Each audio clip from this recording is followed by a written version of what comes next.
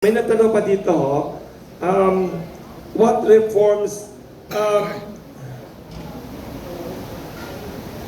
may nagtanong dito, pag bumalik kayo na wala na tong suspension ninyo na parang weird suspension case na to, ano ang mga reforms you are eager to push?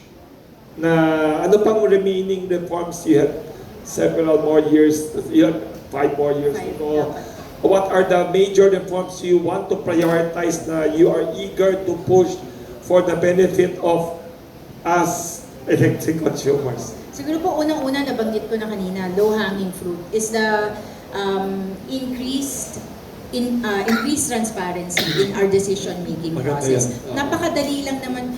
Inspired din po ako dito ng Supreme Court. Hindi ko po alam kung napapansin niyo, pero ang Supreme Court ngayon, ina-announce na nila yung mga desisyon nila kahit hindi pa po lumalabas yung mga sulat. Immediately. Opo, sa social media nila. Pwede. Online. Yes, Online. So pwede kayong gumawa ng ganyan next time? So yun po yung naisip ko na kung ang Supreme Court The highest court. kaya na ngang ganitong approach, di lalo na po yung quasi-judicial agency like the ERC. So yun po yung unang-unang pwede namin gawin.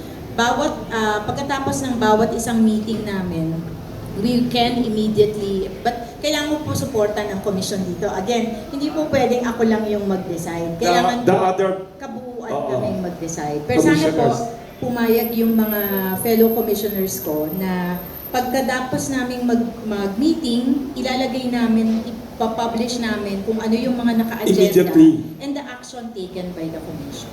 Yes. So,